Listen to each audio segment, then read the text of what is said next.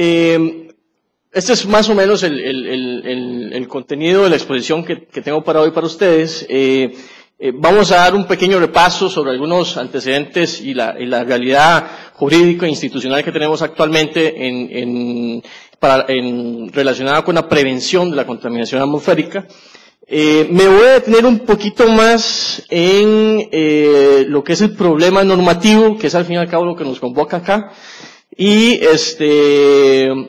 no tanto en la propuesta, ¿verdad? Porque el mismo problema ustedes van a ver que hay cosas que son evidentes que hay que hacer, otras ya se han discutido y probablemente aquí Don Edmundo y Eugenio también van a ahondar un poquito más. Miren qué interesante. Esta presentación se pasó hace como 22 días, no sé, 15 días. Imaginen ustedes que en 22, 15 días estos datos de aquí ya no son, ¿verdad? Ya están un poquito desactualizados porque salió el Estado de la Nación y además ayer fue presentado el informe de calidad de aire de Gran Área Metropolitana que cambia un poco los datos, pero aún así se mantiene, se mantienen las tendencias en el aumento de las emisiones de contaminantes atmosféricos. Se mantiene la tendencia en el aumento de la huella de carbono impresionantemente, a pesar de que hemos recuperado o aumentado las áreas de cobertura vegetal y boscosa.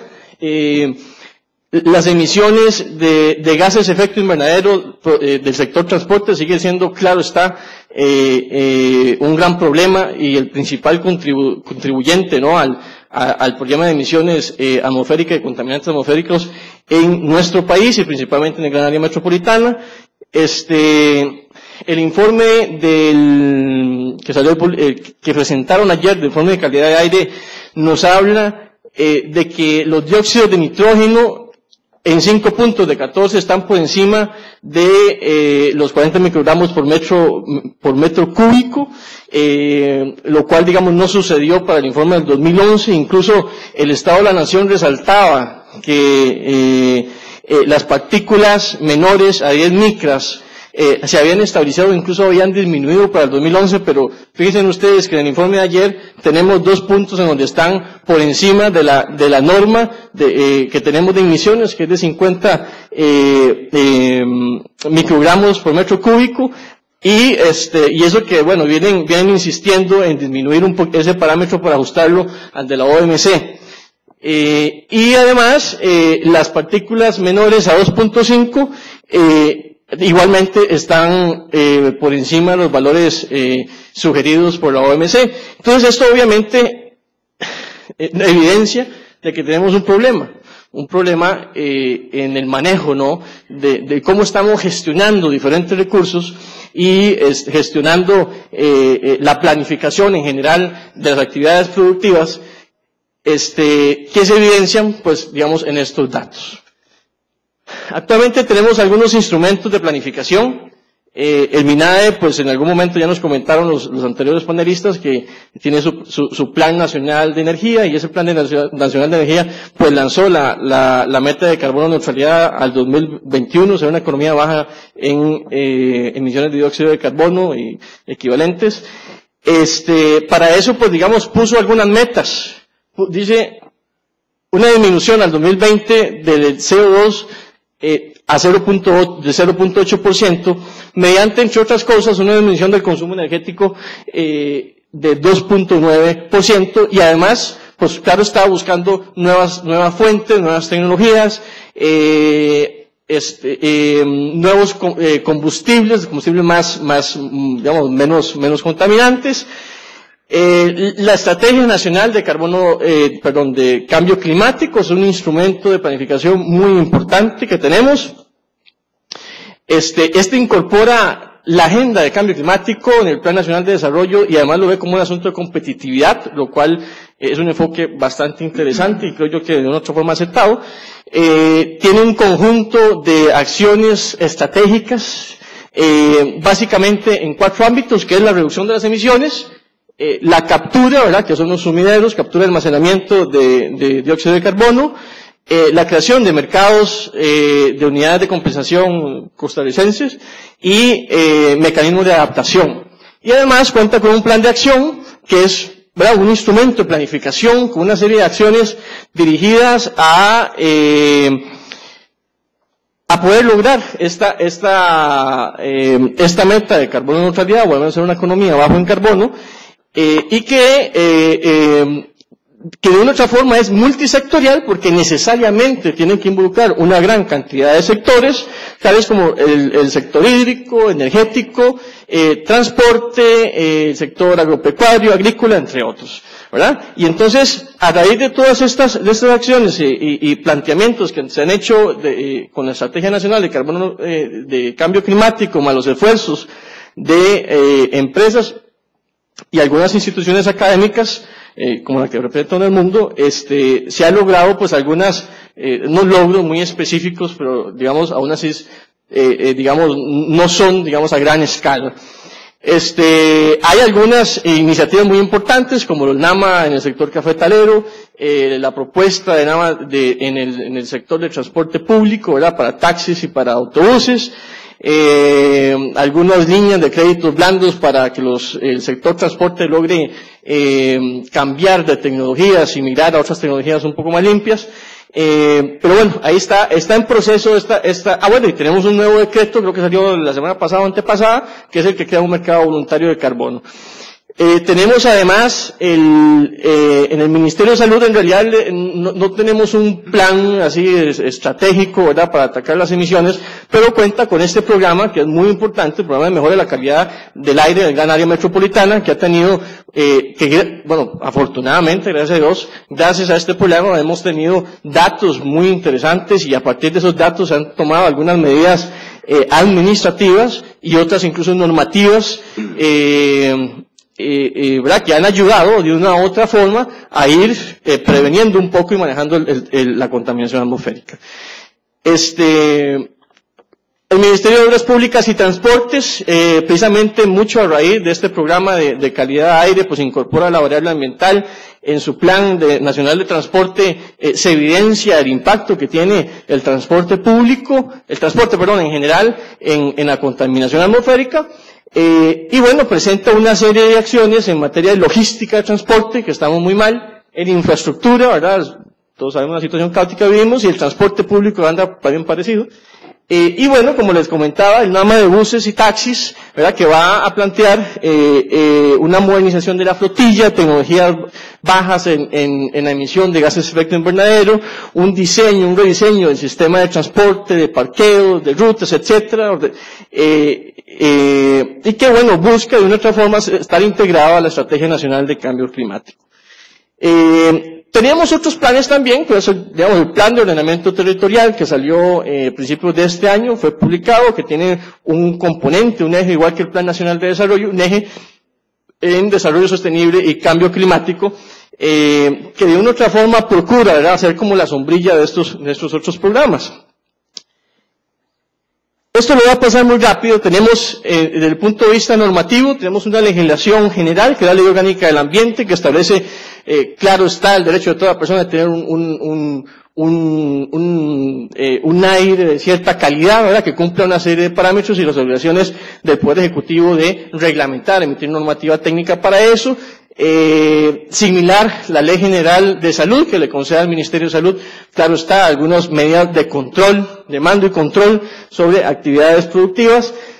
Reglamentación sobre control de emisiones en fuentes fijas, control de emisiones en fuentes móviles, control de emisiones y combustibles, ¿verdad? Eso es que regula, no solo controla la fuente, y además tiene controles en las salidas, en las chimeneas. Algunas regulaciones en calidad de combustibles, la regulación de calidad de aire, de emisiones de contaminantes, y hay algunas otras en materia tributaria, ¿verdad?, que crean un impuesto al carbono que tenemos, y otras relacionadas con propiamente cambio climático, ¿verdad?, y control de ruido, que digamos para efectos de esta exposición no lo vamos a abarcar mucho. Como les decía, me voy a centrar más que todo en el problema normativo, que es lo que nos convoca acá. Tenemos que y esto es a nivel ya de conclusión. Costa Rica en realidad no cuenta con un marco jurídico que permita una adecuada prevención de la contaminación atmosférica. Ya no contamos con lineamientos para la planificación estratégica, no contamos tampoco con lineamientos ni es clara las competencias de los diferentes órganos de la administración pública, y eso es algo que igualmente el Estado de la Nación destaca en los diferentes sectores del ambiente.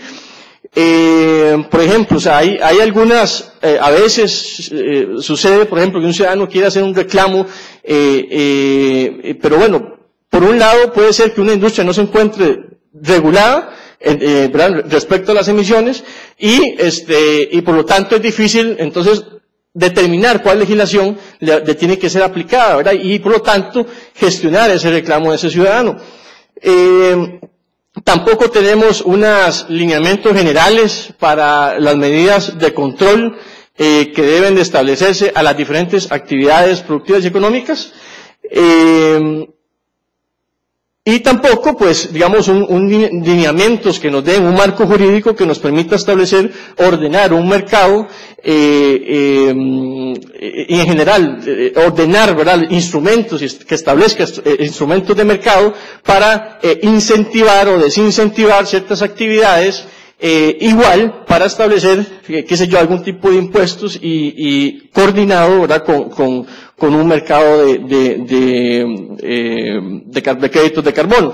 Y esto es algo muy interesante porque esta discusión se dio abundantemente por el 2009-2010 en los Estados Unidos, cuando precisamente se estaba proponiendo una legislación de un sistema cap and trade en los Estados Unidos, y incluso uno de los creadores iniciales del sistema pues dijo, miren, o sea, en realidad tal y como se pretende establecer, él indicó que no creía que fuese tener resultados significativos en la reducción de emisiones, y más bien apostaba a un impuesto de carbono. Y posteriormente pues hizo una propuesta, claro está, para un sistema de cap and trade, que a su vez estuviese integrado con un sistema de impuestos al carbono. A nivel de reglamentario, el asunto, digamos, toda esta situación, ¿verdad?, que no tenemos un marco jurídico para la prevención de la contaminación atmosférica, se evidencia en la reglamentación que tenemos, ¿verdad?, que de una u otra forma, la reglamentación, muchos reglamentos se han ido estableciendo de manera casuística según pues las necesidades del momento y según el proyecto que de momento se esté, digamos, si una empresa viene y tiene un proyecto de cierto tipo, pues entonces necesita una reglamentación que la venga a justificar y reglamentar esa actividad y principalmente las emisiones. Tenemos, por ejemplo, una normativa de control de emisiones, de fuentes fijas que regula las calderas y los hornos de tipo indirecto. Ahí está mal porque dice omisos en control de hornos indirectos, en realidad es omisos en control de hornos directos. Claro, muchos dicen, es que en realidad los hornos directos son, que pueden ser el 5%, 10% que puede haber en el país, pero bueno, existe y hemos encontrado que en la práctica hay algunas industrias que están que utilizan hornos de tipo directo y que no tienen una regulación específica. Por ejemplo, el caso de hornos de tipo directo, hay algunas industrias de hornos que utilizan hornos de tipo directo que son de las más contaminantes del mundo. Y que aquí, pues digamos, tenemos una reglamentación para este tipo de industria, pero es el caso de los hornos cementeros y de la vidriera, es si utilizan combustibles alternos. Entonces, ¿qué pasa si no están utilizando combustibles alternos? ¿Verdad? ¿Qué regulación le estaríamos aplicando? Igualmente, pues hay otros hornos tubulares de tipo directo, otros tipos de calcinadores que se utilizan y que no tienen una regulación específica y que están de una otra forma desprotegidos. No, ellos no están desprotegidos, algunos se sienten muy cómodos tal y como están. Tenemos, digamos, para efectos de control de calidad de combustible que se usa en los hornos, esta legislación que les comentaba en los hornos cementeros y en los hornos de la vidriera, regula, es la única regulación, me parece, que tiene, combina, regulaciones para el control de los combustibles que son incorporados en el sistema y además regula lo que va a salir, ¿verdad? El output, las emisiones, estableciendo parámetros, valores para esos parámetros y una serie de metodologías de análisis, de muestreo y de reportes. Ahora, uno de los problemas que se presenta es que hay otro tipo de ese reglamento solo aplica para ciertos combustibles alternos. Hay unos combustibles alternos, entendamos residuos. Hay algunos de esos residuos que, digamos, no se pueden utilizar porque de otra forma están prohibidos, pero hay otros que sí se pueden utilizar en la combustión y que no están regulados en este reglamento y no están regulados en ningún otro reglamento. Y aún peor es que hay una serie de industrias que utilizan combustibles alternos y que no son ni hornos cementeros ni son los hornos de la vidriera. Entonces, digamos, no tienen una regulación que les aplique de manera específica. Y interesante, un dato interesante es que de acuerdo al informe de calidad de aire, tanto del 2011 como del 2012, se indica que uno de los factores, entre otros, que está provocando la presencia de PM2.5 en nuestro aire es precisamente la combustión de residuos en el área metropolitana. La pregunta es si los hornos cementeros y los hornos de la vidriera están en el área metropolitana, en los puntos de muestreo, y además si la posibilidad de que de Cartago puedan viajar esas partículas o de Avangares puedan viajar esas partículas de menores a 2.5, ¿verdad? Que los que saben del tema pareciera que es un poquito, claro, son bastante volátiles, pero tienen cierto rango de movilidad. Tenemos igualmente que nuestra legislación es omisa en control de fuentes difusas, aspecto muy importante para efectos, por ejemplo, de control de emisiones en ganado, ¿verdad? En actividades agropecuarias, en actividades de uso intensivo de agroquímicos, en actividades de residuos, que aquí nos van a conversar. Igual no contamos en calidad de aire, no contamos con una regulación para PM2.5. Partículas menores a 2.5 micras, ni tampoco para valores de metales pesados salvo plomo. Ya les comentaba que el valor de PM10 de una u otra forma está un poquito, digamos, se ajusta a algunas normas, pero no al valor que está recomendando la OMS. El decreto, por ejemplo, de revisión técnica vehicular para emisiones de contaminantes al aire, se ha tratado de revisar varias veces, ha habido unos intentos entre MOB y MINADE, pero no ha sido posible actualizarlo. Ya es un decreto que tiene más de 13 años y hay expertos que indican la necesidad de hacerle algunas modificaciones. Igualmente no tenemos parámetros, regulación respecto a parámetros y límites máximos de contaminantes en combustibles, ¿verdad? Que es un aspecto muy importante. En eso se ha ido avanzando.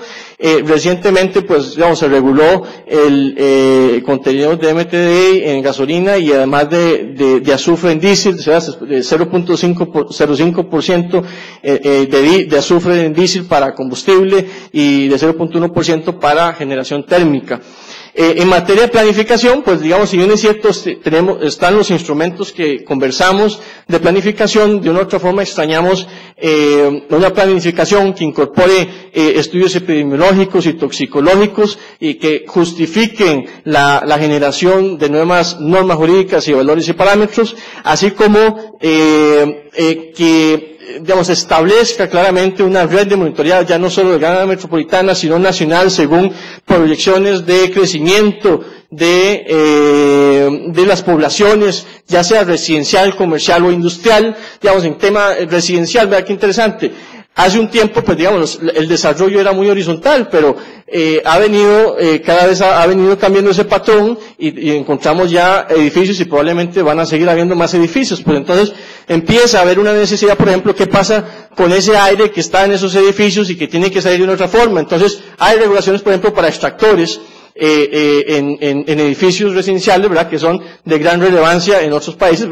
Hay edificios que son pequeños pueblos en realidad, ¿verdad? Tienen, imagínense que con 40 unidades habitacionales y cada una con tres personas, ya estamos hablando de unas 120 personas, ¿verdad? Entonces, que es algo perfectamente posible de acuerdo a las dimensiones del país.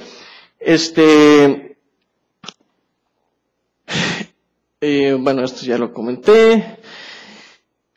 Bueno, definitivamente, yo creo y otras personas allegadas creemos que el país no ha tenido una discusión sobre la normativa de prevención a la contaminación atmosférica. Actualmente se está dando por medio de la agenda de cambio climático. Aún así, digamos, hemos extrañado esa discusión. Se ha dado en materia hídrica, se está dando y se ha dado en energía, se ha dado en suelos y hay una ley general de suelos. Se ha dado también en residuos, se dio por casi 8 o 9 años, ¿verdad? Y tenemos una ley general de recurso de gestión integral de los residuos, pero no se ha dado respecto a aire, y necesariamente es un tema, la verdad que muy importante, que abarca muchísimos sectores, como les decía, necesariamente es multisectorial, porque el problema viene un poco de la matriz energética que tenemos. Anteriormente nos decían que el dato era, bueno, el dato que nos daban anteriormente los expositores en realidad es de la matriz eléctrica, de la matriz energética eléctrica, porque la matriz energética nacional en realidad alrededor del 75% es hidrocarburos, no es hidroeléctrica. La hidroeléctrica es respecto a la matriz energética eléctrica. Entonces, esos patrones de consumo, que posiblemente don Edmundo nos va a comentar un poquito más, y que de una u otra forma, digamos, está planeado, ¿verdad?, disminuir ese consumo de energía, de acuerdo a los datos que tenemos actualmente, no se está logrando, y más bien hay un aumento exponencial, no solo de la huella de carbono, sino además de las emisiones y la presencia de contaminantes atmosféricos en algunos sectores de alto tránsito vehicular y de presencia industrial.